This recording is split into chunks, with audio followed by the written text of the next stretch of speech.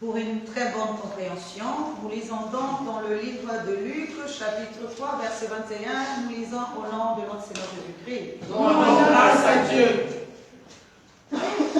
Tout le peuple se faisant baptiser, Jésus fut aussi baptisé. Et pendant qu'il priait, le ciel s'ouvrit. Alléluia. Amen. Acclame le Seigneur pour la parole. Alléluia. Amen.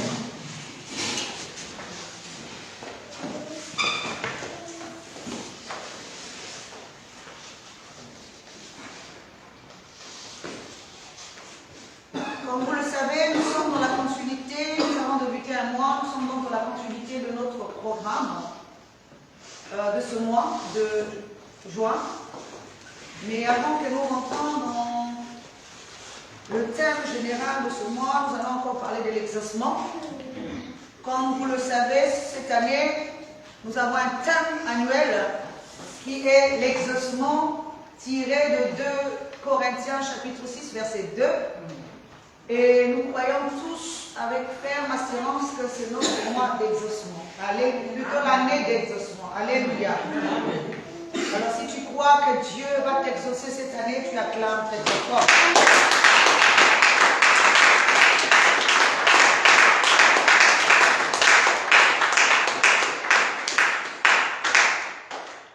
Amen. Alors notre thème général de ce mois de juin, c'est l'ouverture du ciel. Et mon sous-thème de ce matin est le ciel qui s'ouvre. J'aimerais que tu répètes après moi, le ciel qui s'ouvre. Le ciel qui s'ouvre. Alors, nous allons donc tirer notre enseignement de ce matin dans le chapitre ou le passage que nous venons de lire, tiré de Luc, chapitre 3, verset 21. Alors, comme on ne parle pas de manière physique, mais de manière spirituelle, nous devons définir toutes ces choses que l'Esprit nous éduque et nous élève afin que nous puissions comprendre. Alors, que représente donc le ciel? Je vous ai expliqué, pour ceux qui étaient là le mardi dernier, je vous ai dit qu'il ne s'agit pas d'un ciel physique. Parce que, écoutez bien, dans le passage que nous venons de lire, il est dit, tout le peuple se faisant baptiser, Jésus fut aussi baptisé, et pendant qu'il priait, alléluia, le ciel s'ouvrit. Amen. Amen. Alors, il y a quelque chose que nous devons comprendre. Ici, il ne s'agit pas d'un ciel physique. Je tente d'expliquer ici que le ciel physique n'abrite pas Dieu. Dieu n'est pas physique pour habiter dans un ciel physique. Mais Dieu habite dans le corps de l'homme. Et ce n'est pas moi qui le dis, c'est la Bible elle-même qui dit, vous êtes le temple de Dieu qui habite en vous. Amen. Alléluia. Amen. Alors si Dieu habite en nous, comment son esprit peut descendre du ciel physique? Alléluia. Amen. Amen. Alors, que symbolise donc ce ciel spirituellement parlant? Le ciel ici symbolise notre esprit, puisque Dieu est esprit, et il est donc dit que tous ceux qui doivent l'adorer en esprit et en vérité. Tout se passe dans l'esprit. Alléluia. Amen. Alors, donc, Dieu habite à l'intérieur. Il n'est pas le Dieu de l'extérieur. Je vous ai expliqué aussi il y a quelque temps que tous ceux qui croient à un Dieu extérieur sont dans l'idolâtrie. Amen. Amen. Parce que Dieu est Dieu, le Dieu de l'intérieur. Dieu ne peut pas, son trône ne peut pas se retrouver dans un ciel physique, mais son trône se retrouve dans un ciel spirituel parce que Dieu est spirituel. il ne peut pas se retrouver dans un ciel physique. Parce que dans le ciel, ici, je vous ai expliqué également qu'il y a des planètes. Et même lorsque nous quittons le sol, ou encore la terre, et que nous rentrons dans les... Nous commençons à... Lorsque nous prenons l'avion, et que nous sommes dans le ciel, ce ciel-là, il y a des nuages. Alléluia. Amen. Et même lorsque nous sommes dans le ciel, dans un avion, nous voyons comme si le ciel s'est encore éloigné plus encore. Amen. Alors, la Bible nous parle de plusieurs ciels. La Bible nous dit même que Jean a été ravi, il est parti jusqu'au 3e ciel. C'est là-bas qu'il a vu tout ce que Apocalypse renferme. Alléluia. Amen. Ce qui veut dire qu'il ne s'agit pas ici d'un ciel physique où il y a plusieurs ciels. Amen. Alléluia. Amen. Il s'agit des dimensions de l'esprit. Parce que Dieu a cet esprit. Ce n'est pas moi qui le dis. Moi je ne dis rien qui ne sort de la Bible. Alléluia. Amen. Je n'invente pas. Je ne rajoute pas. Voici ce qu'il est écrit. Que Dieu est assis sur son trône. Il y a 4 êtres vivants qui l'entourent et 24 vieillards. Mais il est dit aussi qu'il y a un chandelier allumé avec 7 lampes ardentes qui sont les 7 esprits de Dieu. Amen. Alléluia. Amen. Je n'ai pas inventé cela, c'est écrit dans la Bible. Si Dieu a 7 esprits, ça veut dire que les 7 esprits représentent, chaque esprit représente un ciel. Alléluia. Amen. Donc lorsqu'on dit que Jean son esprit a été ravi et qu'il atteint le 3e ciel. Regardez seulement Jean qui atteint le 3e ciel. Il n'a même pas encore atteint le 4e. Il n'a même pas atteint le 5e. Il n'a même pas atteint le 6e. Et encore moins le 7e ciel. Alléluia. C'est-à-dire la 7e dimension. Mais rien qu'au 3e ciel, il a vu tout ce qu'il pouvait voir de Apocalypse. Amen. Amen. Rien que le 3e ciel, il a atteint un niveau que les autres ne pouvaient pas atteindre.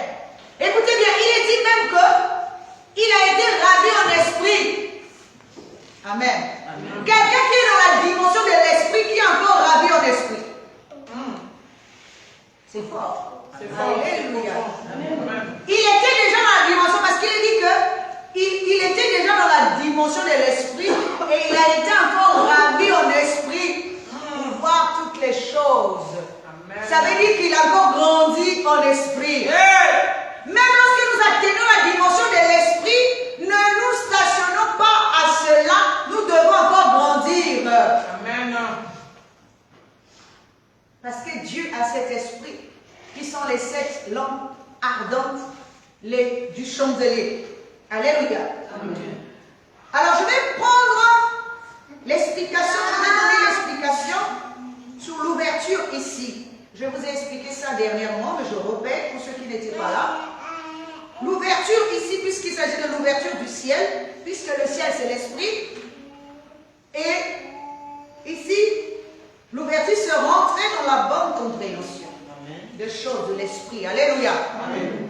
Alors, si l'ouverture se rentrer dans la bonne compréhension des choses de l'esprit, regardez ce que la parole de Dieu nous dit. Et la parole dit aux pharisiens, vous êtes pharisiens et scribes, vous êtes des hypocrites.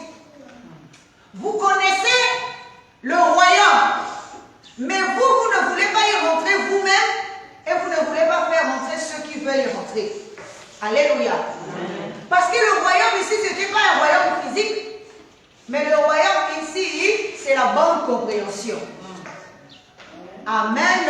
Amen. Ils avaient la compréhension parce qu'on peut avoir la compréhension des choses, mais on a du mal à les mettre en pratique.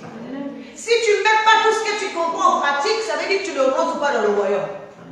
Alléluia. Amen. Tu connais le chemin qui mène au royaume, mais toi-même tu as du mal à rentrer dans le royaume. Parce que le royaume, c'est la bonne compréhension. Amen. Amen.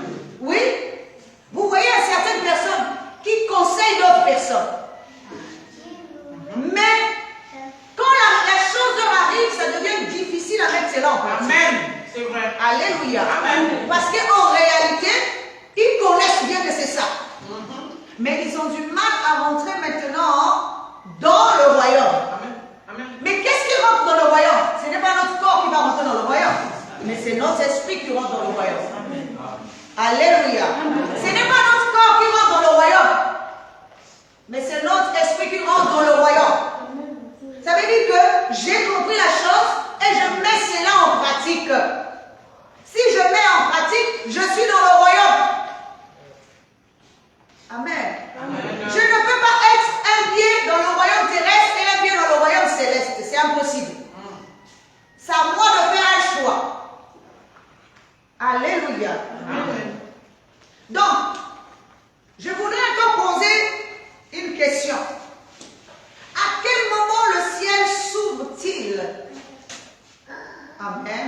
Amen. Alors, écoutez bien. La parole que nous avons lue au commencement nous dit: tout le peuple se faisant baptiser, Jésus fut aussi baptisé. Et pendant qu'il priait, le ciel s'ouvrit. Alléluia. Alors, amen.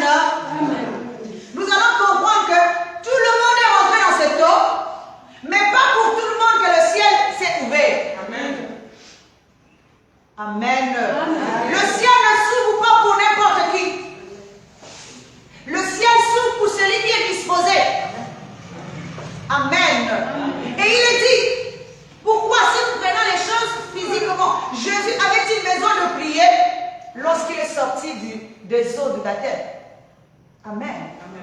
Mais la parole de Dieu nous dit qu'après avoir été baptisé, il priait. Amen. Et lorsqu'il priait, c'est là que le ciel s'est ouvert. Pourquoi? Parce qu'il était devenu une habitation de Dieu. Alléluia. J'aimerais que tu dises à ton frère que tu dois devenir une habitation de Dieu. Tu dois devenir une habitation de Dieu. Ça ne veut pas dire que parce qu'il est écrit que vous êtes une habitation de Dieu, que Dieu s'exerce déjà en nous. Non. Alléluia. Amen. Dieu peut être dedans de nous, mais il est endormi. Amen. Je vais vous prendre un exemple pour que vous puissiez comprendre. Est-ce que vous pensez que le Jésus que nous prions, le Seigneur que nous prions, que nous exaltons, que nous élevons, avait-il besoin que Pierre, Paul et Jacques puissent prier pour lui? Alléluia.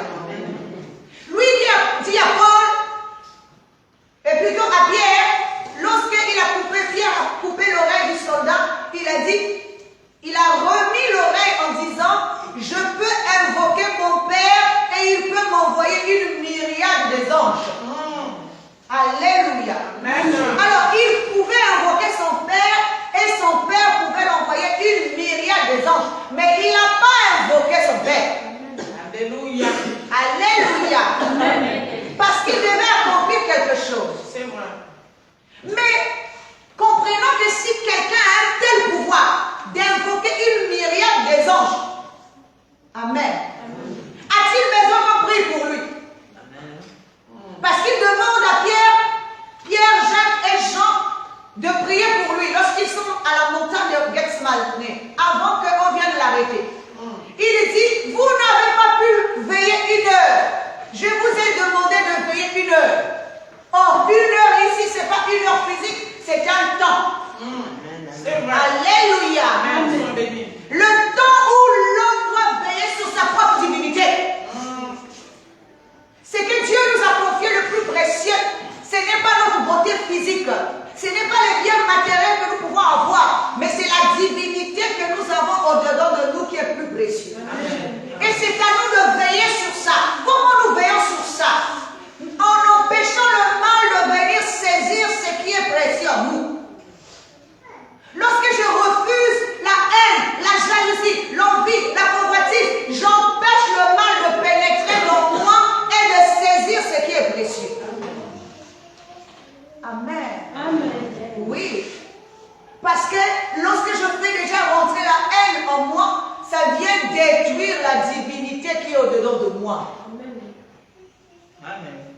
C'est pour ça que, pourquoi on parle de une heure? Regardez, Jésus dit au peuple de Dieu, Jean-Baptiste était une lampe qu'on a allumée que pendant une heure. Vous vous êtes abrités sous cette lampe. Alléluia. Amen. Si Jean-Baptiste, son temps était une heure, c'est que Jésus aussi, son temps était une heure. Alléluia. Mais pendant ce temps de une heure, l'homme doit veiller sur sa propre divinité. Peut-être que vous ne le savez pas, mais je te le dis. Comment tu veilles? Je viens encore répéter.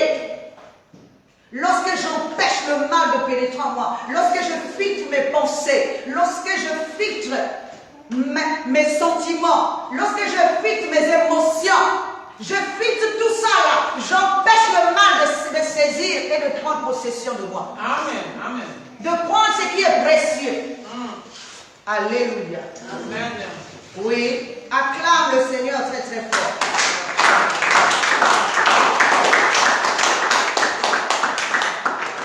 À quel moment le ciel s'ouvre? Et pourquoi le ciel ne s'est pas ouvert sur les autres seulement pour Jésus? Parce que lorsqu'il est rentré dans les eaux du baptême, il est rentré dans la connaissance de l'homme. Alléluia. Amen. Les eaux ici représentent la connaissance. Lorsqu'il est rentré dans les eaux du baptême, le baptême ici, je vous ai souvent expliqué, ce n'est pas un baptême physique, mais c'est un baptême spirituel, ce qui représente rentrer dans une compréhension. Lorsqu'il est venu aux eaux du baptême, il est venu pour rentrer dans la compréhension de l'homme. Alléluia. Amen. Mais c'est dans la même compréhension-là qu'il va sortir vainqueur. Alléluia. Oh, j'aimerais que tu acclames le Seigneur.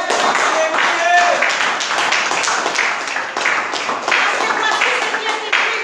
Vous êtes dans le monde, mais vous n'êtes pas du monde. Alléluia. On peut rester dans un lieu où on est en train de nous persécuter, où on est en train de nous critiquer, où on est en train de faire tout ce qu'on veut, mais nous sortons de ce lieu-là vainqueur. Amen. Alléluia. Amen. Parce qu'on ne fuit pas le combat. Dis Amen. Amen. Amen. Amen. Pourquoi Jésus s'est-il fait baptiser? Il pouvait dire non. Amen. Parce qu'il n'avait pas à se faire baptiser, vu qu'il venait avec une nouvelle compréhension. Il venait pour faire évoluer l'homme, pour apporter une nouvelle compréhension à l'homme, puisqu'il est la lumière du monde. Mais pourquoi s'est-il fait baptiser? Alléluia. Parce que tu ne peux pas posséder quelque chose sans commencer par lier ce qui est là. Voici ce que la parole de Dieu nous dit. Arrive-t-on dans la maison d'un homme fort pour prendre ses biens sans commencer par lier cet homme fort ou encore le dompter? Amen. Alors, donc ça veut dire je rentre dans la maison de l'homme fort. Je suis plus fort que lui. Amen. Il n'arrive pas à me saisir, c'est moi qui le saisis. Amen. Dans sa propre maison, Amen. dans son propre pays, dans son propre monde. Alléluia. C'est pour ça que Jésus dit, si tu veux posséder ton propre corps, ça veut dire que tu dois commencer par lier la nature qui est là. Tu ne fuis pas, mais tu le lis. Amen. Parce que tu ne te bats pas avec quelqu'un d'autre, tu te bats avec toi et toi-même. L'homme ne se bat pas avec quelqu'un d'autre, l'homme se bat avec lui et lui-même. Même lorsque nous nous entretuons physiquement, mais c'est toujours l'homme qui tue l'homme. Alléluia. Attends, si je tue la sœur Chanel ici, j'ai tué qui? C'est toujours l'homme, non? C'est pas ça. Si la sœur Réjeanne tue la sœur Merchel, c'est toujours l'homme qui tue l'homme. Nous sommes en train de nous entretuer, mais l'homme qui tue l'homme. Alléluia. L'homme ne sait pas avec qui il est en train de combattre. Au lieu de combattre l'esprit, lui, il combat son propre frère. Amen. Il combat lui-même. Il se tue lui-même. Il se mange lui-même. Alléluia. Amen. Parce que tu ne sais pas avec qui tu combats. Alléluia. Amen. Alors lorsque Jésus rentre dans les eaux du baptême,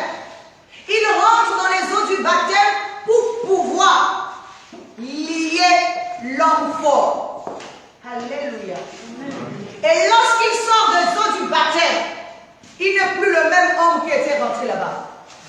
Dieu ne peut pas le reconnaître. Parce que lorsqu'il est rentré là-bas, il était l'homme terrestre. Lorsqu'il va sortir des eaux du baptême, il deviendra l'homme céleste. Alléluia. C'est pour ça que maintenant l'Esprit de Dieu peut venir habiter en lui. Parce que l'Esprit de Dieu ne peut pas venir habiter dans l'homme terrestre. L'Esprit de Dieu vient habiter dans l'homme céleste. Amen. Alléluia. Amen.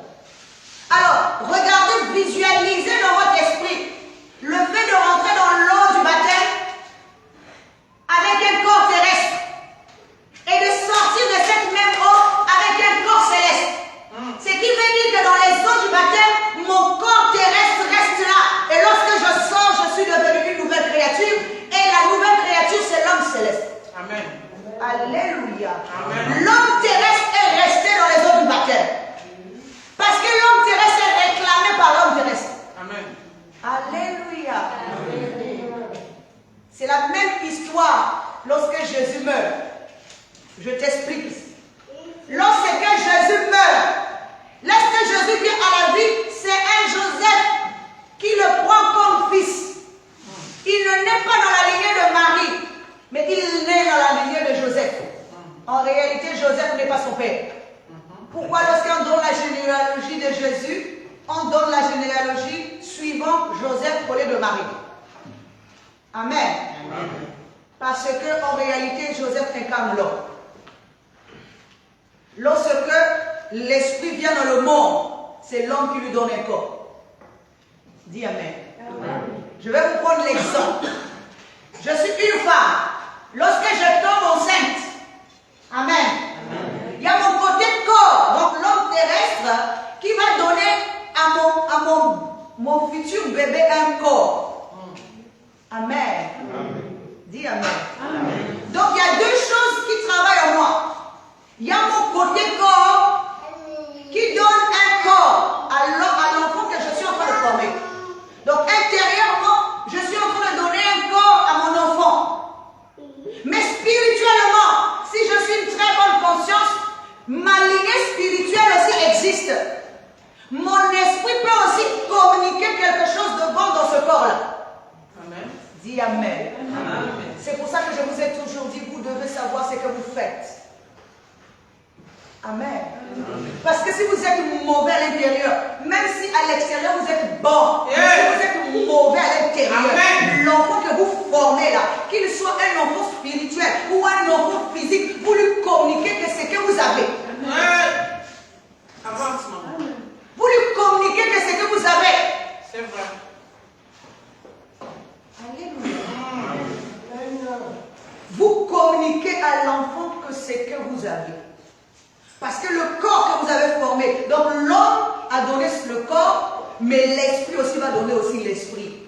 Si votre esprit est mauvais, c'est l'esprit que vous avez là, le mauvais là, qui va aussi communiquer aussi l'esprit mauvais à votre enfant.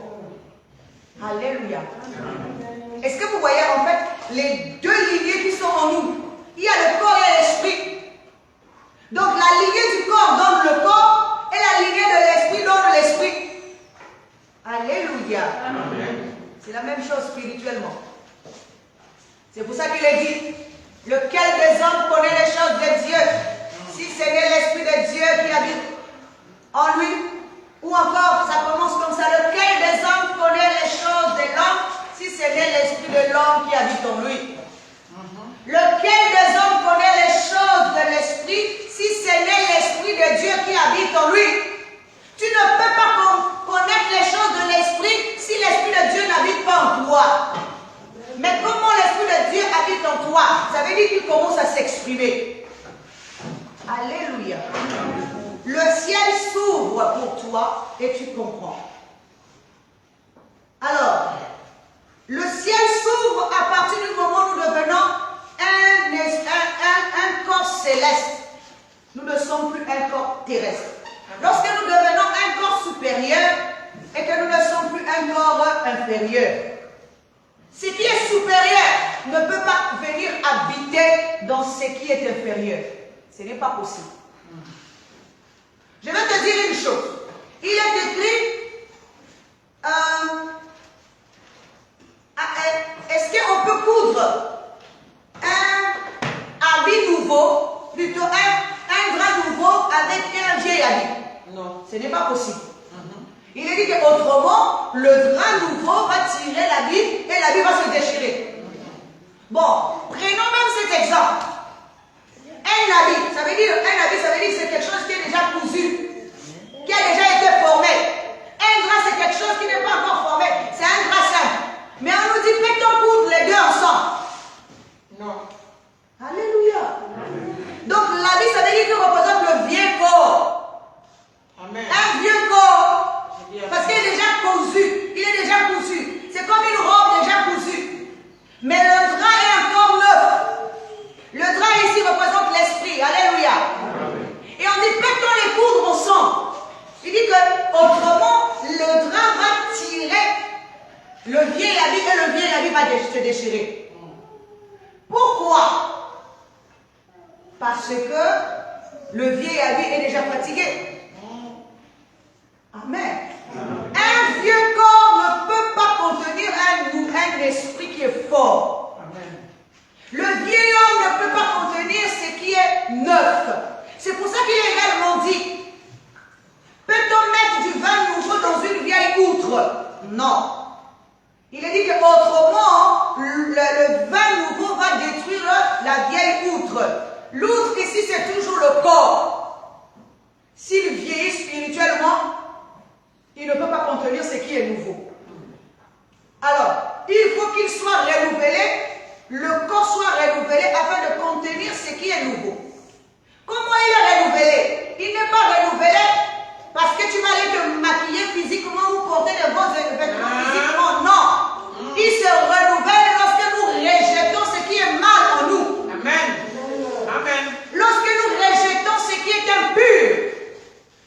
Lorsque nous nous disciplinons, nous nous renouvelons intérieurement. À ce moment-là, on peut nous donner ce qui est consistant. Un vin nouveau, ça veut dire une nouvelle nature, avec un nouveau esprit. Amen. Rappelez-vous pourquoi je parle du drap qui représente l'esprit. Alléluia. Amen. Parce que le jour où on a arrêté Jésus, il est dit qu'il y avait un jeune homme qui était dans le même jardin que Jésus. Une fois qu'ils ont arrêté Jésus, ils ont failli aussi arrêter ce jeune-là. Mais le jeune-là était tout nu, couvert seulement d'un drap. Alléluia. Et à un moment donné, quand ils l'ont attrapé, ils ont saisi le drap. Amen. Dis Amen. Amen. Donc ça veut dire que ce soir-là, ils ont pu saisir le corps extérieur et même le corps intérieur, mais ils n'ont pas pu saisir la divinité. Alléluia. Amen. Dis Amen. Amen. Parce que lorsqu'ils ont saisi le drap du garçon, le jeune homme qui était dans le jardin de Gethsemane, pourquoi l'ont-ils saisi? Est-ce qu'ils l'ont fait avec Jésus pour pouvoir le saisir? Non. Alléluia. Ils n'arrivaient pas à saisir tout ce qui était avec Jésus. Mais lui, ils ont failli le saisir. Et au moment où ils ont voulu le saisir, il est dit qu'il a lâché son drap. Il leur a dit, prenez. C'est ça que le Seigneur dit. Lorsqu'on va prendre de toi ton manteau, donne aussi ta tunique. Donne l'homme, la divinité de l'homme. Le terrestre doit partir afin de faire naître la divinité. Amen. Amen. Et il est dit que le jour où Jésus est ressuscité dans sa tombe, Marie de Magdala a trouvé un jeune homme assis. Acclame le Seigneur.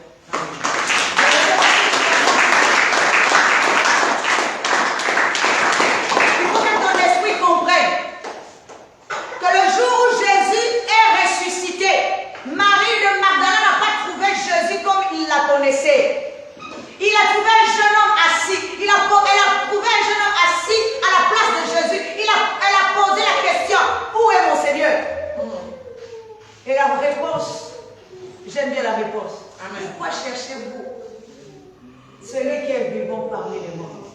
Alléluia. Amen. Pourquoi cherches-tu celui qui est vivant parmi les morts? Jésus n'est pas mort. Jésus est vivant. Il n'est pas parmi les morts. C'est-à-dire dans la compréhension basse. Il est dans la compréhension céleste. Amen. Il est mort. Ne cherche pas Jésus dans la compréhension céleste. Là maintenant, ce n'est plus le Jésus que Marie avait connu, mais il vient de rencontrer la divinité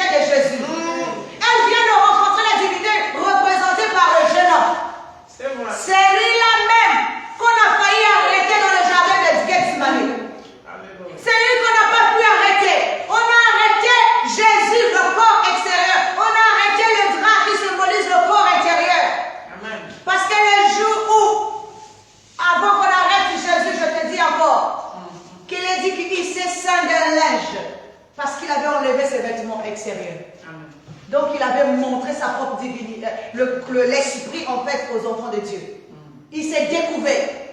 Il a montré sa nudité. Alléluia. Amen. Donc on n'a jamais dit que Jésus s'était rhabillé. Dis Amen. Amen. Donc que ce soit le jeune homme, que ce soit le Jésus qu'ils ont arrêté, c'était la même personne. Amen. Et le jeune homme là était toujours au milieu d'eux.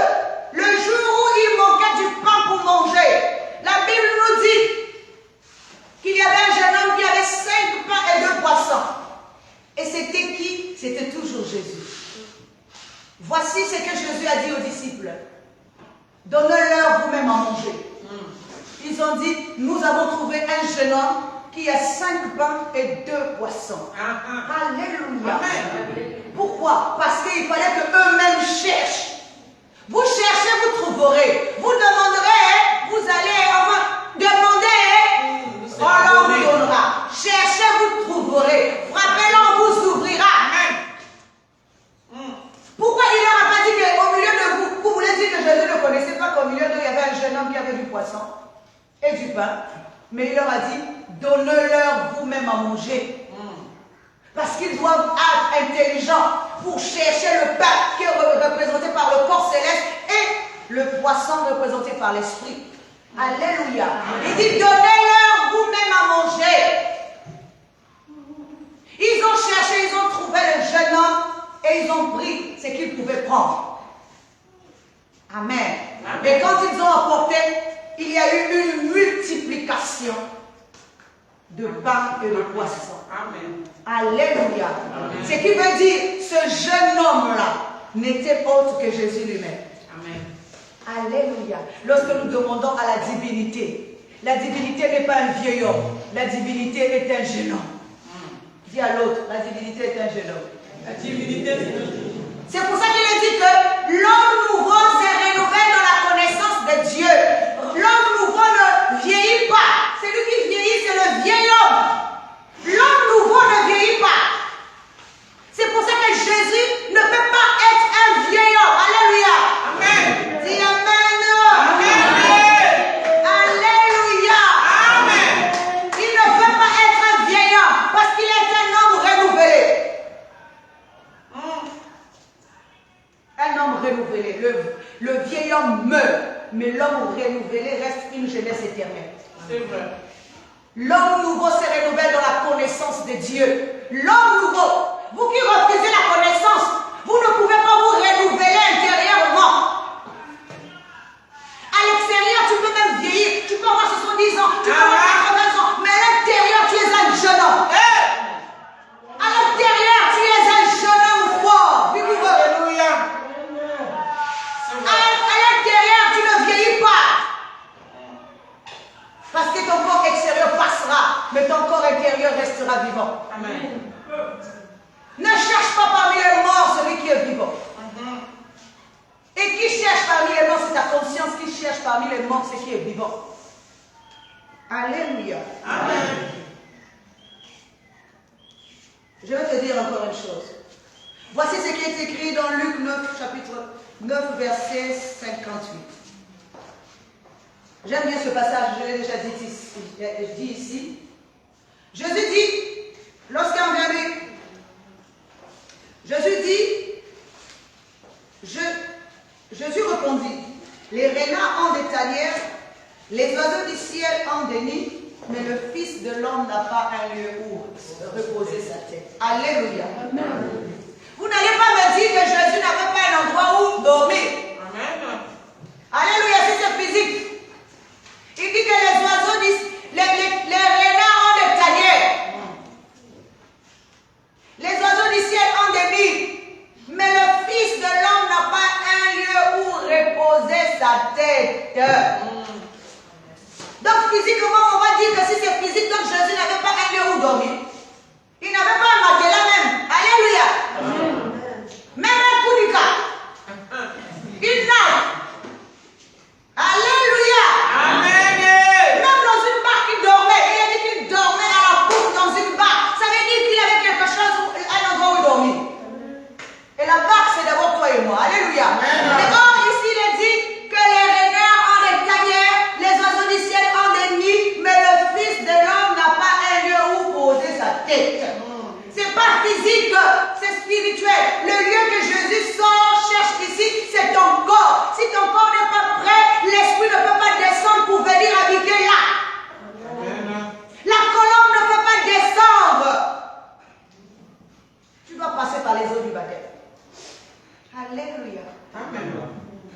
Dis Amen. Amen. Je ne parle pas du baptême physique. Je suis en train de te parler du baptême de la repentance. C'est ça le véritable baptême. Lorsque tu te réponds de tous tes méfaits, lorsque tu te réponds de tout ce que tu fais de mauvais, tu passes là. Chaque esprit de l'homme doit passer par ces eaux du baptême. Alléluia. Amen. Amen. Voici c'est qui le renard. Alléluia. Dis Amen. Amen. Voici ce qu'il est écrit. Les renards ont des tanières. Mais Jésus ne parle pas des renards physiques. Il ne parle pas des renards physiques. Il dit que même eux, un renard a une maison. Mais lui, fils de l'homme, il n'a pas de maison. Un renard, c'est quoi? C'est le mal qui est en train de régner en toi. Il la maison de son père. Il règne dans la maison de son père pendant que lui-même, il est dehors. Alléluia. Amen. Alors, nous allons comprendre pourquoi il dit que le renard. Écoutez, moi je ne dis pas les choses pour ne rien dire. Alléluia. Alléluia. Nous allons lire un passage dans le livre toujours de Luc, chapitre 13, versets 31 à 32. Voici ce qui est écrit.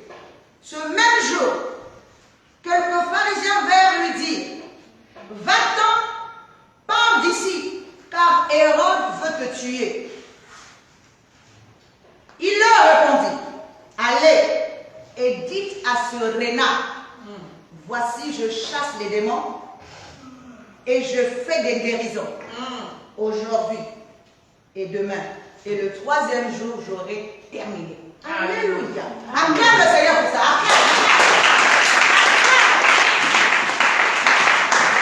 Alléluia. Vous savez quoi? Il est en train de s'adresser à un renard. Et le renard ici, c'est Hérode qui a pris possession de la maison de Dieu. Alléluia. Et la maison de Dieu ici, c'est l'homme. Donc Hérode ici incarne le mal. Il lui dit, pendant que les pharisiens, les pharisiens et les scribes étaient les ennemis de Jésus. Dis Amen. Amen. Mais c'est eux qui viennent lui dire, c'est eux qui viennent lui dire, va-t'en d'ici, pars. Alléluia. Amen. Car Hérode cherche à te tuer. On ne fuit pas le mal. Alléluia. On combat le mal. Alléluia. Amen. Voici la réponse de Jésus. Allez dire à ce renard. C'est qu'il correspond pour dire que je n'ai pas peur de lui. Alléluia. Je n'ai que 3 jours pour agir. Alléluia. Et les 3 jours sont représentés aussi par ces 30 ans d'année. Alléluia. Parce que le chiffre 30. Alléluia. Amen. Parce que ces 30 ans ne représentent que 3 jours. Pendant les 3 jours-là, il y a la journée d'aujourd'hui, la journée de demain et de après-demain. Lorsqu'il aura tout accompli dans les 3 dimensions, il prendra possession du corps. Alléluia. Amen. Dis Amen. Il dit, allez dire à ce renard que je chasse les démons. Les démons, il les chasse où? Il ne chasse pas les démons dans une maison physique. Il chasse les démons dans un corps. Et le corps est le temple de Dieu. Alléluia. Amen. Dis Amen. Il guérit les malades. Les malades qu'il guérit, ce n'est pas les bâtiments physiques. Il guérit les malades qui sont dans le corps de l'homme. Alléluia. Amen. La maladie qui se trouve dans le corps de l'homme. Il guérit quoi? L'aveuglement. Il guérit quoi? La surdité. Il guérit quoi? L'infirmité. Il est en train de guérir tous ceux qui sont morts. Il les réveille. Il les réveille. Alléluia. Alléluia. Il guérit les malades, les sourds, les aveugles, les infirmes spirituellement parlant. Parce que l'homme ne peut pas être présenté à Dieu comme un infirme. L'homme ne peut pas être présenté à Dieu comme un aveugle, un sourd, ou encore un mort. C'est pour ça qu'il a dit, réveille-toi donc les morts, toi qui dors. Réveille-toi, toi qui dors. Relève-toi donc les morts. Et Christ éclairera. Amen. Il s'adresse à 2 personnes. Ton esprit et ton corps. Réveille-toi. Toi qui dors, c'est l'esprit qui dort. L'esprit ne meurt pas. Est-ce que tu sais que ton esprit ne meurt pas? Mais ton esprit dort. Et lorsqu'il dit, relève-toi donc les morts, il s'adresse à ton corps qui est mort, spirituellement parlant. Et Christ éclairera. Christ n'éclaire pas celui qui est mort. Christ n'éclaire pas celui qui est endormi. Il éclaire celui qui est réveillé. Il éclaire celui qui est vivant. Alléluia. Amen. Dis à ton frère, sois vivant. Alors, il dit, voici, je chasse les démons et je fais des guérisons. Il dit, allez lui dire, alléluia. Allez lui dire, il ne fuit pas. On ne fuit pas les combats. On affronte tous les combats. Parce que dans le sens physique, nous allons dire, mais les pharisiens là sont bien. Ils sont venus avertir Jésus. Amen. C'est pas ça. Les pharisiens sont bien, ils sont venus avertir Jésus. Mais au contraire, pourquoi si Jésus fuit, Jésus n'accomplit pas ce qu'il doit accomplir? Amen. Alléluia. Si Jésus est lâche, il ne peut pas affronter Hérode, ça veut dire qu'il n'accomplit pas, il ne chasse pas les démons, il ne délivre pas les malades. Ça veut dire que Hérode va gagner. Mais si Jésus accomplit, il ne fuit pas. Alléluia. C'est pour ça qu'il lui dit, allez lui dire, je chasse les démons. Et je fais des guérisons aujourd'hui et demain. Et le troisième jour, j'aurai fini. Parce qu'il n'avait que 3 jours pour faire ces choses-là. C'est-à-dire dans les dimensions de l'âme, corps, âme et esprit. Il doit te sauver dans l'âme, il doit te sauver dans le corps, il doit te sauver dans ton esprit. Amen. Alléluia. Ne crois pas que c'est seulement ton corps physique qui doit être sauvé. Ton esprit aussi doit être sauvé. Ton âme doit être sauvée. Ce sont les 3 jours qu'il va accomplir dans ta vie. Alléluia. Une fois que tout ça, tu es guéri, alors le ciel peut s'ouvrir pour toi. C'est pour ça que lorsqu'il rentre dans le temple de Jérusalem, il doit chasser tous les commerçants et les marchands. Parce qu'il vient prendre possession de ce qui lui appartient. Parce qu'il est dit, ma maison sera appelée maison de prière. L'homme doit vénérer un seul Dieu. Il n'y a pas d'autre Dieu dans le cœur de l'homme. Il doit avoir un seul Dieu. Et c'est le Dieu intérieur, pas le Dieu extérieur. Il n'y a qu'un seul Dieu. Le véritable Dieu est à l'intérieur de toi. C'est celui-là que tu dois vénérer. Il n'est pas à l'extérieur de toi. Quel que soit ce que nous avons reçu. Amen. Voici, toujours dans la même lignée, dans la même pensée. Luc 13, chapitre 13, verset 35. Voici, c'est dans la même lignée. Hein. Voici ce qu'il dit. Il dit, voici votre maison vous sera laissée. Écoutez bien. Voici votre maison vous sera laissée. Mais je vous le dis, vous ne me verrez plus jusqu'à ce que vous disiez, béni soit celui qui vient au nom du Seigneur. Alléluia. Il dit, voici votre maison vous sera laissée. Quelle maison? Alléluia. Dis encore amen. Amen. Quelle maison leur sera laissée? Ce n'est pas une maison physique. C'est une maison spirituelle, représentée par son corps. Alléluia. Amen. Dis amen. Amen. Votre maison vous sera laissée. C'est pour ça que le jour où Jésus meurt, il y a un Joseph d'Arimathée qui vient récupérer le corps de Jésus. Parce que le corps de Jésus représente une maison, mais pas une maison physique, plutôt céleste, mais une maison terrestre, représentée par l'homme terrestre. C'est la même histoire que quand Jésus rentre dans l'eau, c'est la même histoire que quand Joseph d'Arimathée vient récupérer le corps. Amen. Donc il dit, je vous laisse ma maison, je vous laisse la maison. Voici votre maison vous sera laissée. L'homme terrestre doit retourner à l'homme terrestre. C'est pour ça qu'il a dit à César ce qui est à César et à Dieu ce qui est à Dieu. L'homme terrestre, la poussière doit retourner à la terre et l'esprit à Dieu qui l'a donné. L'esprit n'appartient pas à l'homme terrestre et il ne peut pas être captif. À César ce qui est à César. Rends l'image de César à César. Rends tout ce qui est à César. C'est-à-dire à l'homme terrestre. Rends-lui tout ce qui est à lui. Amen. Parce que s'il est derrière toi, c'est qu'il est en train de te réclamer. C'est pour ça que Jésus savait que ce que l'homme était en train de faire, c'est réclamer le corps qu'il lui a donné, qu'il lui a prêté. Alors il lui dit, à un moment donné, il dit même, détruisez ce temple et je le rebâtirai en 3 jours. Ça veut dire quoi? Détruisez l'homme terrestre, puisqu'il vous appartient. C'est votre maison. Prenez cela. Alléluia. Donne la tunique et le manteau. Il dit, prenez ce qui est à vous. Je vous donne tout cela. Alléluia. Mais en 3 jours seulement, je rebâtirai cette maison. Parce que la maison, il va chasser maintenant le démon. Il va guérir afin que cette maison soit une nouvelle maison. Il va enseigner l'homme afin que l'homme devienne une nouvelle créature. Que le ciel s'ouvre pour lui. Amen. Alléluia. Amen. Amen. Amen. Jésus devient une demeure, une habitation pour la divinité lorsqu'il sort des eaux du baptême. Et à ce moment-là, l'Esprit peut venir habiter en lui. Pendant que tu passes ces épreuves, pendant que tu passes tout le temps là, n'oublie pas que tu es comme dans une eau de baptême.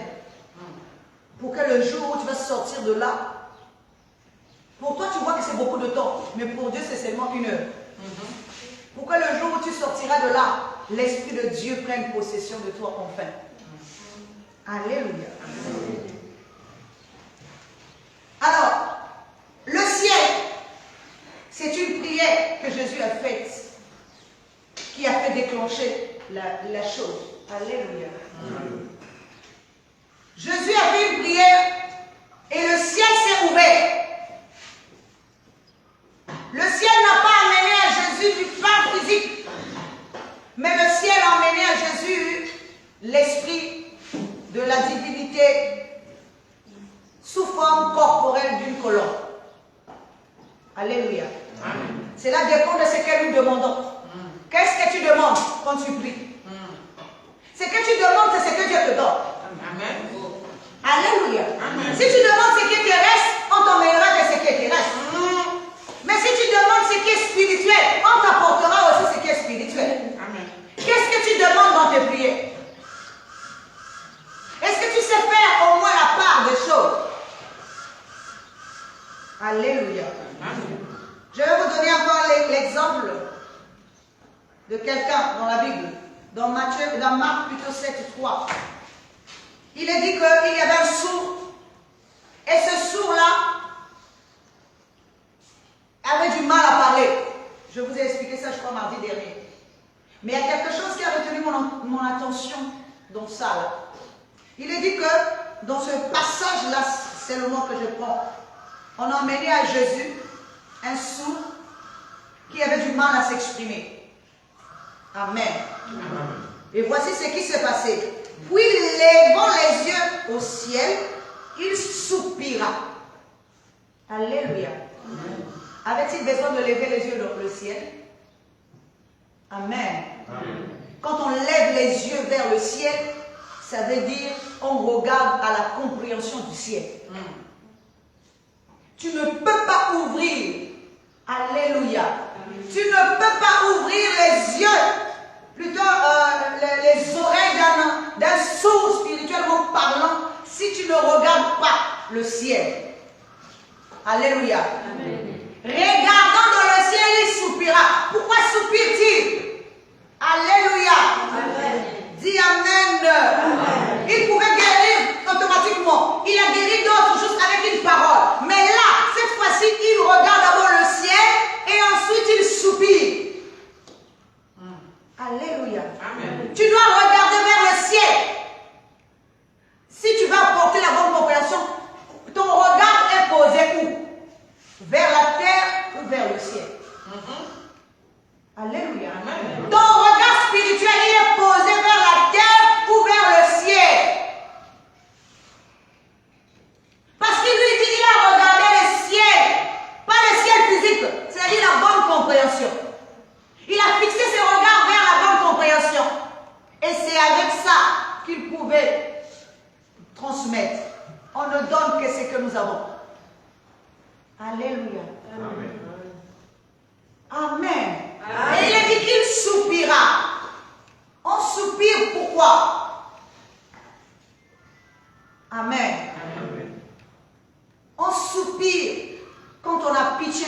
personne. Alléluia.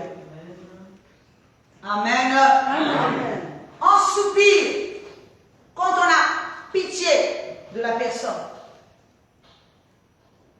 Et la parole de Dieu nous dit, et il dit, après avoir soupiré, d'abord, il y a 3 gestes qu'il fait. Le premier, il regarde vers le ciel, ensuite il soupire, et en plus il prononce un mot, Ephrata. Ce qui veut dire ouvre-toi. Alléluia. Ouvre-toi.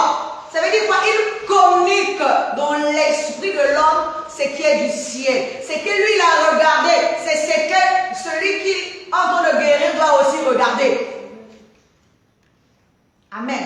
Lorsque je vous enseigne ici, je suis en train de voir spirituellement une vision. Alléluia. Et c'est cette vision que je suis en train de vous transmettre. Si vous regardez dans la même direction que moi, vous allez comprendre les choses telles que moi je les comprends. Amen. Mais si vous regardez seulement la partie terrestre, vous n'allez pas aussi comprendre comme moi je comprends. Parce que nous ne regardons pas dans la même direction. Ce n'est pas une direction physique, mais c'est une direction spirituelle. Lorsque je regarde spirituellement, je regarde une vision.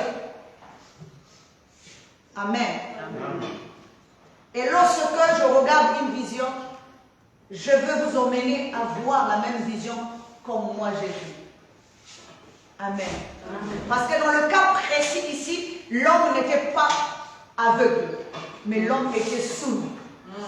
Et il avait du mal à s'exprimer. Ça veut dire qu'il avait le malentendement et le mal, il ne savait pas s'exprimer. C'est 2 choses. Est-ce que vous savez que quelqu'un qui ne comprend pas bien a du mal aussi à s'exprimer? Quelqu'un qui est dans l'incompréhension voudra toujours avoir raison. Amen. Est-ce que nous sommes en train de comprendre? Amen. Physiquement, regardez bien tous ceux qui sont dans l'incompréhension. Ils cherchent toujours à avoir raison. C'est vrai. Parce que comme ils ne comprennent pas bien, leur expression aussi est mal comprise. Ils vont te dire que c'est toi qui as tort, alors qu'en réalité, c'est elle qui a tort, la personne qui a tort. Mais comme la personne est dans l'incompréhension, tout ce que tu dis, il le transforme. Alléluia. Amen. Dis Amen. Amen. Vous n'êtes jamais tombé sur les personnes qui sont dans l'incompréhension. Tout ce que tu dis est mal vu, mal transformé. Tu n'as pas dit ça dans le sens comme ça et la personne te transforme ça dans l'autre sens. Même toi-même, tu dis, mais c'est pas dans ce sens-là que je disais. Qu'est-ce qui fait ça? C'est parce que la personne est malade spirituellement. Amen. La personne a un esprit de malentendement, de l'incompréhension. Et comme la personne ne comprend pas physiquement, spirituellement aussi, il a un problème d'expression. Donc celui qui est sourd a toujours forcément un problème d'expression. Alléluia. Amen. L'expression, si tu es dans l'incompréhension, tu verras toujours les gens mauvais. Tu auras toujours raison. Et les autres auront toujours tort. Ce n'est pas ta faute, c'est la compréhension que tu as qui t'emmène à croire que tu as toujours raison. Amen. Ou bien que ce n'est pas la chose comme ça. Amen. Amen. Et tu as mal à t'exprimer.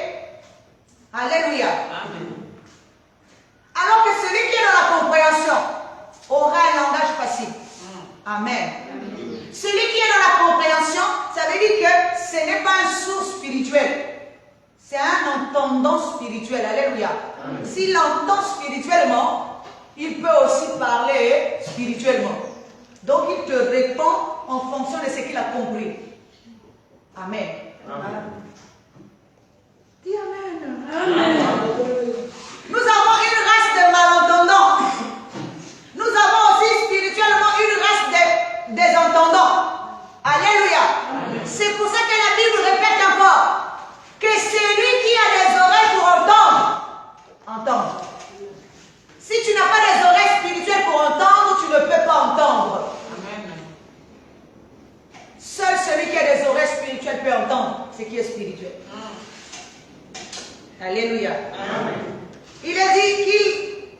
Ça veut dire quoi? Ephrata, c'est ce qui veut dire ouvre-toi. Il ouvre quoi? Il ne l'ouvre pas sa bouche. Il ne l'ouvre pas ses oreilles. Il est en train d'ouvrir son esprit. Alléluia. Il est en train d'ouvrir sa compréhension. Il est en train d'ouvrir sa bouche d'expression. Alléluia. Amen. N'oubliez pas, tu ne peux ou ne pas aller à l'école et avoir une compréhension terrible. Il y a des gens qui ont même des baccalauréats, qui ont même des bacs plus, je ne sais pas combien. Mais quand tu parles avec eux, mais tu as l'impression que toutes les études qu'il a faites là, c'est zéro, quoi. Multiplié par zéro. Parce qu'ils ont des problèmes d'incompréhension graves. Alléluia. Amen. Tout ce que tu lui dis, il le comprend à l'envers. Amen. Ça veut dire que dans l'instruction, il est vraiment fort, calé. Il connaît les choses de l'éducation ou encore pédagogiquement, il est allé à l'école. Mais maintenant, tu parles avec lui des choses de l'intelligence et tout ça. Amen. Amen. Mais tu peux aussi tomber sur quelqu'un qui n'est pas allé à l'école. Alléluia. Amen. Qui a une très bonne compréhension. Comme tu peux aussi tomber sur quelqu'un qui n'est pas allé à l'école, mais qui a encore une mauvaise compréhension. Amen. Ça fait double handicap dans sa vie. Alléluia. Amen. Physiquement, il a un handicap, et spirituellement, il a encore un handicap. C'est ça qui est difficile encore. Est-ce que nous sommes en train de le comprendre? Et ça ne veut pas dire que c'est pour ça que je dis qu'il y a des catégories de personnes. Il faut cultiver notre esprit. Nous devons cultiver notre esprit. Alléluia. L'entendement spirituel est important. L'expression aussi spirituelle est importante. Parce que, vous savez, quelqu'un qui ne comprend pas va forcément diviser. Amen. Je vous dis sincèrement. C'est vrai. Quelqu'un qui ne comprend pas, quelqu'un qui est dans l'incompréhension, quelqu'un qui ne sait pas s'exprimer va toujours diviser. Amen. Alléluia. Amen. Parce que c'est pas de sa faute. Ça veut dire que la personne ne s'est pas rassemblée. Est-ce que nous sommes en train de comprendre? C'est très important que l'esprit comprenne, que le ciel s'ouvre pour toi. Amen. Que ta langue soit déliée. Je reçois. Alléluia. Amen. Que tes oreilles soient déliées. Je reçois. Alléluia. Amen. Il y en a d'autres qui me font rire, qui disent, moi je veux être comme un tel là. Ah, il y a des choses dans la vie qu'il ne faut pas souhaiter. Amen. Amen. Faut tu veux être comme un tel là, mais un tel là c'est pas bon. Alléluia. Amen. Est-ce que nous sommes en train de comprendre? Amen. Sois comme Jésus. Amen. Parce que Jésus n'était pas comme tout le monde. Si tu me dis, moi je veux être comme Jésus, je peux comprendre. Mais ne cherche pas à ressembler à quelqu'un parce qu'il y a ceci ou cela qui se passe dans la vie de cette personne. Non. Que les apparences ne te trompent pas. Amen. Parce que la force n'est pas physique, mais la force est spirituelle. Alléluia. La force n'est pas physique, mais la force est spirituelle. Amen. Amen. La clé pour ouvrir le ciel, pour cet homme-là, c'était Ephrata. Alléluia. Ouvre-toi. Ouvre la bouche. Exprime-toi. Amen. Alléluia. C'était la clé pour ouvrir le ciel pour cet homme-là. Son ciel était fermé. Ses oreilles étaient fermées. Sa bouche était fermée. Mais tout ça, c'est sans le ciel pour lui qui est fermé.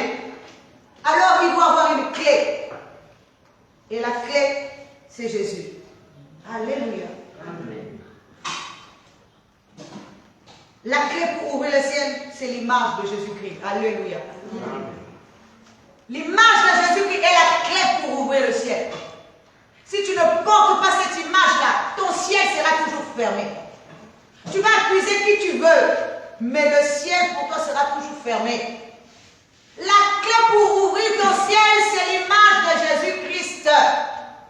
Pour entrer dans le ciel ici est représenté par le jardin d'Éden. Pour entrer dans le ciel ici, on reçoit que celui qui porte l'image de Christ. Amen. On ne reçoit pas celui qui porte l'image de l'homme. Alléluia. On ne reçoit pas l'image du premier Adam, mais on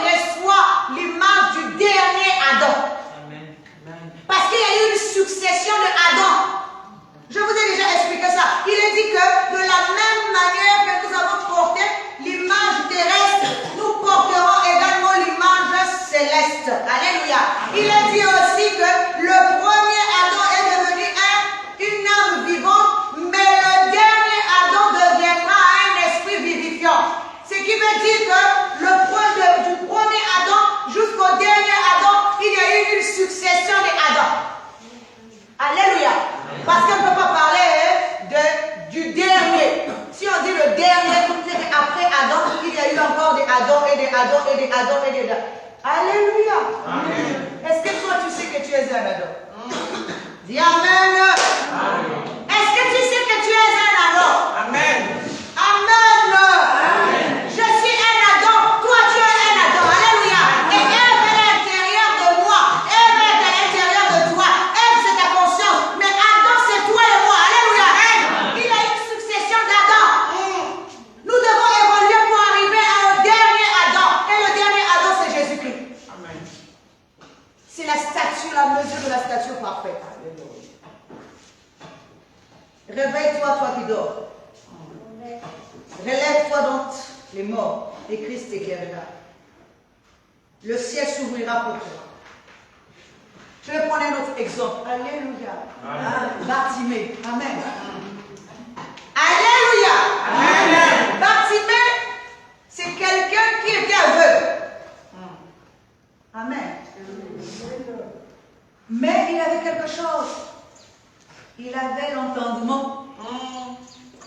Alléluia. Amen. Il avait deux choses très importantes. Il avait l'entendement. Alléluia. Amen. Il lui manquait que la vue. Amen. Parce qu'on peut avoir l'entendement, mais ne pas avoir la vue. Amen. Mais or, il est dit que, voici ce qui est écrit. Nous allons lire ça rapidement. Je crois que c'est dans Jean, chapitre 6. Jean chapitre 6, pour que nous puissions comprendre. On ne peut pas hériter le royaume des cieux sans voir et croire au Fils. Voici ce qu'il est écrit, chapitre 40, verset 40. La volonté de mon Père, c'est que quiconque voit le Fils et croit en lui ait la vie éternelle, et je le ressusciterai au dernier jour. On ne peut pas parler seulement de croire, mais il faut aussi voir. Alléluia. Amen. La croyance ne suffit pas. Je vous ai dit aussi qu'il y a une différence entre la croyance et la connaissance. Amen. Tu peux dire oui, oui, oui à tout, mais tu n'as aucune connaissance qui affirme tout ce que tu dis oui, oui, là. La connaissance, Dieu ne dit pas dans sa parole que mon peuple périt faute de croyance, non. Il dit mon peuple périt faute de connaissance. Amen. C'est vrai. Alléluia. Il ne dit pas que mon peuple périt faute de croyance. Alléluia. Parce que la croyance, tous nous pouvons croire. Amen. Mais mon peuple périt faute de connaissance. Tu peux croire, mais manquer de connaissance, tu es en train de périr. C'est vrai. Tu crois en Jésus aveuglement? Non. Tu es un aveugle comme Bartimée. Mais la chance avec l'aveugle Bartimée, c'est qu'il était sur le bon chemin. Amen. Dis Amen. Alléluia. Il n'était pas n'importe où. Il était sur la route de Jésus. Dis sur la route de Jésus. Alléluia. Et vous savez qu'est-ce qui l'a emmené sur la route de Jésus? C'était l'entendement qu'il avait. Parce que quand tu entends, tu sais que ce chemin-là, c'est le chemin qui est la vie, la vérité et alléluia, l'avenir. Jésus va passer par ici tôt ou tard. Alléluia. Il est resté au bord du chemin, sur la route. Il était au bord de la route. C'est ce que la parole de Dieu nous dit. Il n'était pas ailleurs. Il était sur le bord de la route. Alléluia. Le chemin où Jésus devait passer. Et quand il a entendu que tout le monde était en train de crier, il s'est levé. La chose que nous devons encore penser ou poser la bonne question, qui lui a dit que Jésus était fils de David? Alléluia. Ça veut dire qu'il avait la connaissance. Dis encore la connaissance. Oh, dis la connaissance. C'est pour ça que l'entendement qu'il avait, c'était la connaissance. Il avait la connaissance, mais il ne voyait pas encore Jésus. Alléluia. Quand il l'a entendu, personne n'appelait Jésus fils de David. Alléluia. Mais lui, il a commencé à crier, fils de David, aie pitié de moi. Alléluia. Amen. Tout le monde a commencé à le faire taire. Toi, tais-toi. C'est ce que les gens font. Même si on te dit de te taire, ne te tais pas. Amen.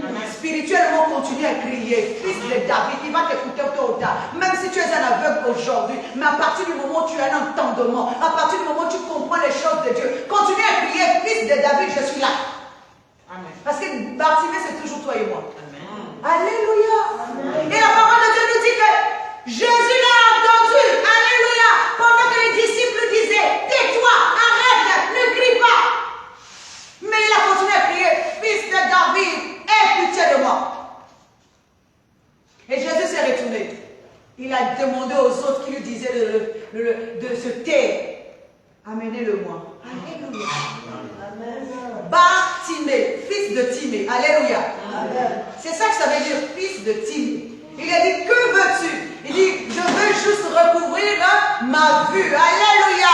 Je veux te voir, Jésus. Je veux te contempler. Je suis resté ici sous le chemin, sous le bord de la route pour t'attendre. Parce que toi seul peux m'ouvrir les yeux. Il ne s'agit pas des yeux physiques, les yeux spirituels. Seul Jésus peut ouvrir tes yeux spirituels. Aucun homme ne peut faire ça. Sois sur le chemin de Jésus. Et quand on t'ouvre les yeux, c'est comme on t'ouvre le ciel. Alléluia. Parce que tu peux comprendre les choses spirituelles. Tu peux les voir comme lui, il les voit. Parce qu'il regarde vers le ciel et il te communique ce qu'il voit. Alléluia. Et c'est pour ça qu'il dit, fils de David. Je vous ai dit, mais qui lui a cru qu'il était fils de David? Aucune personne n'appelait Jésus fils de David. Seul Bartimée était en train de crier, fils de David, aie pitié de moi, fils de David. Et lorsqu'on lui dit, viens, la première des choses que Bartimée, fils de Timée, fait, c'est de jeter son manteau. Dis Amen. Alléluia. Or, le manteau ici, ce n'est pas un manteau physique. Amen. N'oubliez pas une chose. Ça, je vous expliquerai ça plus tard. Parce que le manteau ici représente un corps. Mais le corps extérieur. Il a pris le corps extérieur. Donc, pour aller vers Jésus, il a fallu qu'il laisse d'abord tomber son manteau. Alléluia. Il a laissé tomber son manteau et il a fait ses pas pour aller vers Jésus. Ce n'est pas Jésus qui est parti vers lui, c'est lui qui est parti vers Jésus. Si tu veux être sauvé, si tu veux voir, si tu veux que Jésus se manifeste dans ta vie, qu'il ouvre le ciel pour toi, c'est à toi d'aller vers Jésus. Amen. C'est-à-dire atteindre la dimension spirituelle. La mesure de la stature parfaite de Christ. Amen. Et là, tu verras comme Christ voit. Alléluia. Amen. Et je vais vous donner un autre exemple. Un autre aveugle. Et plutôt un boiteux. Qui était en train de demander de l'argent. Il était devant le temple. Et il y avait Jean et Pierre qui passaient. Alors l'infirme demande de l'argent. Dis Amen. Amen. Vous voyez maintenant, quand l'homme inférieur, qu'est-ce qu'il demande? Quand l'homme est inférieur, quand l'homme est inférieur, quand l'homme est supérieur, même si il perd la vue, il demande ce qui est supérieur. Dis Amen. Amen. Il ne demande pas ce qui est éphémère. Bartimée était l'homme supérieur qui avait perdu sa vue, mais il n'a pas demandé les choses du monde. Au contraire, il a jeté son manteau. Il a demandé la vue pour voir. Quand il a entendu que Jésus était en train de passer, il a demandé la vue, c'est-à-dire les choses spirituelles. Amen. Pour voir ce qui est spirituel. Mais l'homme inférieur, quand il voit Pierre et Jean en train de passer, il sait bien que ces gens-là sont en train de faire des miracles. Mais il ne leur demande pas un miracle. Il leur demande quoi? De l'argent. Dis Amen. Amen. C'est ça l'homme inférieur. L'homme terrestre ne sait pas ce qu'il faut demander. Il demande ce qui est inférieur au lieu de demander ce qui est supérieur. Il demande ce qui est éphémère au lieu de demander ce qui est éternel. Il leur demande de l'argent. Alléluia. Amen. Un mendiant infirme. Or, de l'autre côté, nous avons un mendiant aveugle. Bartimée est un mendiant aveugle. Être mendiant ici, ça veut dire quoi? Quémander de la connaissance. Ce n'est pas un mendiant physique. Alléluia. Quémander de la connaissance. Chaque jour, tu quémandes. Mais lorsqu'on trouve la vue, tu ne vas plus quémander. Amen. Tu vas comprendre. Parce qu'il est dit, plus personne n'enseignera son prochain connaît Dieu, car tous me connaîtront du plus petit au plus grand. Si tu connais Dieu, si tu vois Dieu, tu vas encore quémander chez qui? Qui va encore t'enseigner. Alléluia. Parce que tu es rentré dans la vision. Alléluia. Mais l'infirme là, alléluia. Non, lui là, il est trop bon. Amen. Il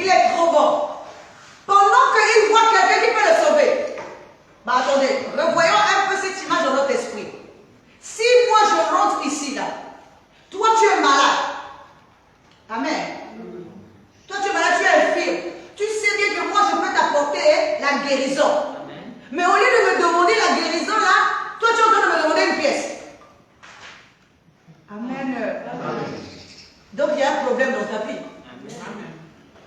Dis Amen. Et voici, lorsqu'il voit Pierre, il dit à Pierre, il demande de l'argent. Mais Pierre, heureusement que Pierre était soucieux de lui. Alléluia. Qu'est-ce que Pierre va dire?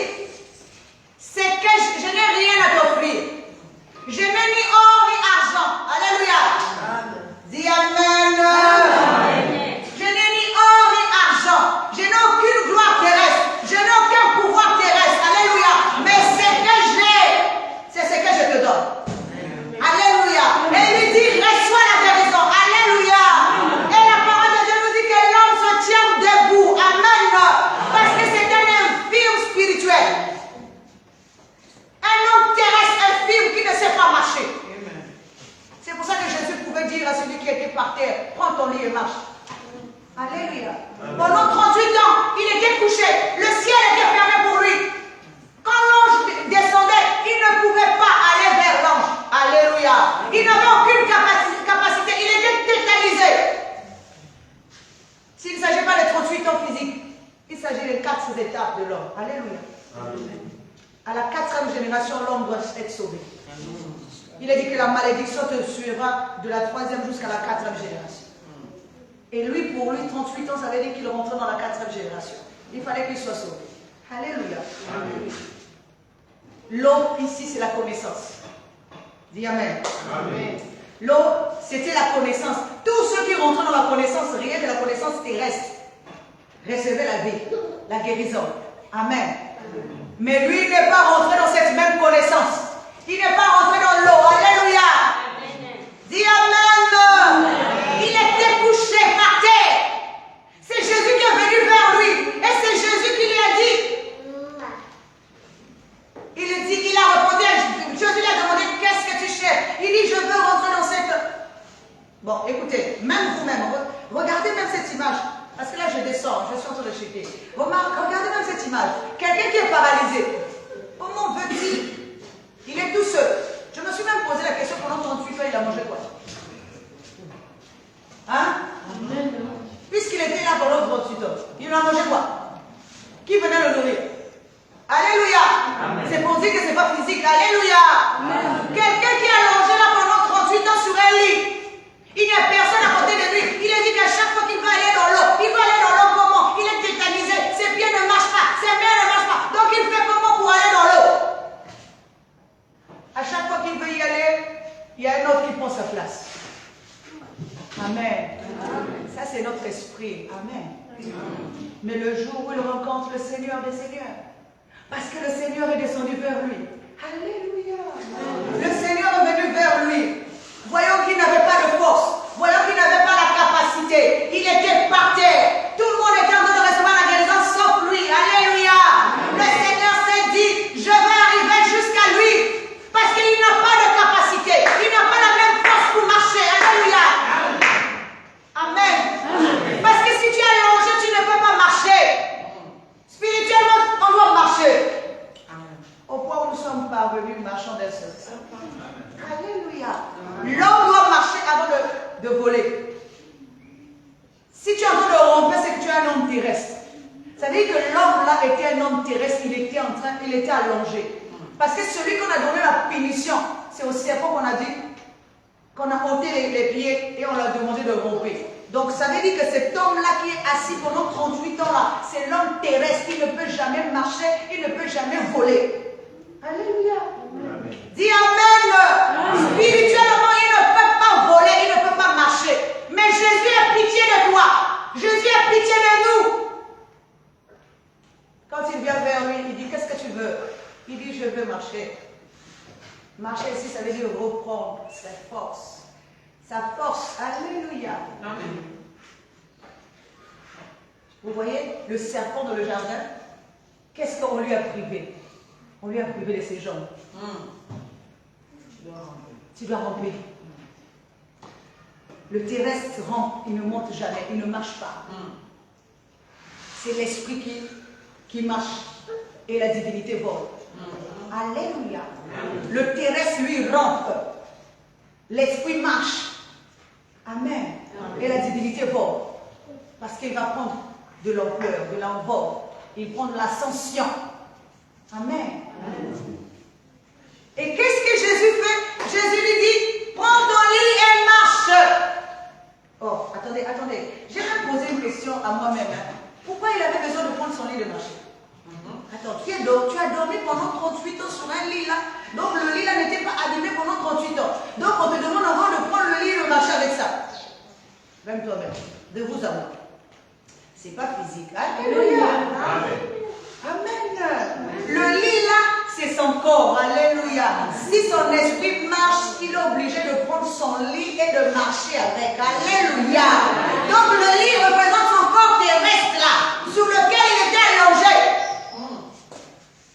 Lorsque l'esprit commence à marcher, tu prends aussi ton lit et tu marches avec. Tu prends ton lit, tu commences à marcher avec. Alléluia. Il lui a dit, prends ton lit et marche. Pourquoi marcher? Parce que là, il ne rentre plus. Il marche, il est debout. Dis fièrement debout. Il y a un livre national du Togo qui dit fièrement debout. Alléluia. Le Congolais est fièrement debout. Amen. Ça veut dire que notre esprit doit être fièrement debout. Il n'est pas. Il ne sait. Je dis encore à quelqu'un, ton esprit ne doit jamais fléchir chez genoux devant n'importe qui. Tu ne fléchis tes genoux que devant Jésus-Christ. Et Jésus-Christ, celui qui est intérieur, pas extérieur. Amen. Je dis encore une chose. Jésus intérieur, pas extérieur. Amen. Parce que celui qui est extérieur, là, c'est une idolâtrie. Amen. Mais celui qui est à l'intérieur de toi, c'est le véritable Jésus. Amen. Et tu te prosternes devant lui, seul. Tu te prosternes devant personne d'autre. Et n'oublie pas une chose. Tu ne te couches pas, mais tu marches. Alléluia. C'est en marchant que tu vas arriver là où tu es en train de partir. Si tu es couché, tu fais du surplace. Tu ne te lèves pas. Je dis avoir un esprit célibataire. Si tu es couché, ça veut dire que tu fais du surplace. Depuis que tu as commencé, tu n'as pas fait un pas. Alors nous avons besoin de ceux qui font des pas. Amen. Nous avons besoin de ceux qui font des pas. Fais un pas. Et lui, il fera le deuxième avec toi. Alléluia. Marche. Et tu verras. Nous ne sommes pas une race inférieure. Mais nous sommes une race supérieure. N'oublie pas une chose. Tu dois intercéder pour l'autre. Jésus n'intercède pas pour lui-même. Jésus intercède pour l'autre. Or, nous, la plupart du temps, nous intercédons pour nous-mêmes. Nous oublions que nous devons intercéder pour l'autre. Parce que si l'autre est faible, toi, tu resteras faible. N'oublie pas qu'il est dit une chose. Celui qui veut venir après moi doit se charger de sa croix et me suivre. Alors, si ta croix, c'est l'autre, que tu ne veux pas te charger, tu n'iras pas loin. Alléluia. Parce que l'autre, c'est la croix que tu vas te charger. Pour te charger, il faut que tu sois plus fort que la croix. Alléluia. Il faut que tu sois plus fort que la croix. Tu te charges de la croix. Tu ne te fatigues pas. Sur ta marche, il y aura un Simon de Cyrène qui viendra. Alléluia. Parce que Simon de Cyrène, c'est Jésus-Christ en être supérieur. On ne va pas me dire que Jésus-Christ, qui est Seigneur, Maître, qui voit tout, qui entend tout, qui a la force, et pouvait être inférieur à Simon de Cyrène. Parce qu'il est dit que c'est Simon de Cyrène qui est venu aider Jésus à porter sa croix. Alléluia. Que représente-t-il pour qu'il porte la croix de Jésus? Amen. C'est qu'il ne représente plus l'être terrestre, mais il représente l'être supérieur. C'est dans la marche qu'il portait sa croix. À un moment donné, si tu portes seulement ta croix, ce n'est plus toi, le corps, qui va prendre la relève, mais maintenant c'est le corps spirituel qui prendra la relève. Ce n'est plus le corps terrestre, parce qu'à un moment donné, le corps se fatigue. Ça, c'est normal. Ce n'est plus de sa capacité, ce n'est plus de sa dimension. Mais l'esprit va prendre la relève. Quand l'esprit va prendre la relève, je vais vous dire une chose. Il y a la foi et la foi. Amen. Amen. Il y a ceux qui ont le don de la foi. Parce que la foi, c'est pour tout le monde. Et tu peux avoir la foi Mais dès qu'il y aura quelque chose qui va se manifester ici, ta foi va trembler. Alléluia. Amen. C'est là qu'intervient maintenant le don de la foi. Alléluia.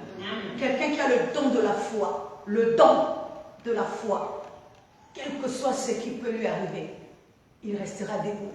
Amen. Il ne fléchira jamais ses genoux. Il n'aura ni peur ni crainte parce qu'il a le don de la foi. C'est ce que je te souhaite ce matin. Reçois le don de la foi. Reçois encore le don de la foi. Je le reçois. Reçois encore le don de la foi. Parce que la foi que tu as aujourd'hui, elle tremble encore. Mais quand tu auras le don de la foi, ça, même ce qui va arriver, même toi-même tu seras surpris comment tu passes toutes ces épreuves.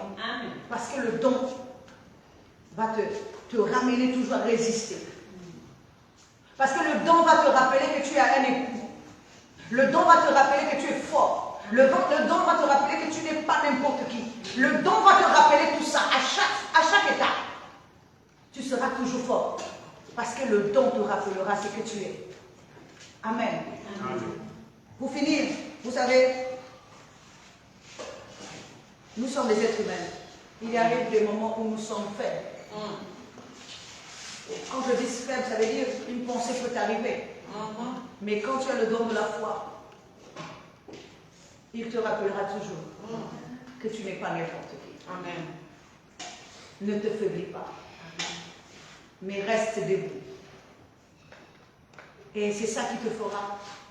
Parce que la Bible dit, ils te feront la guerre, mais ils ne te vaincront pas. La guerre viendra.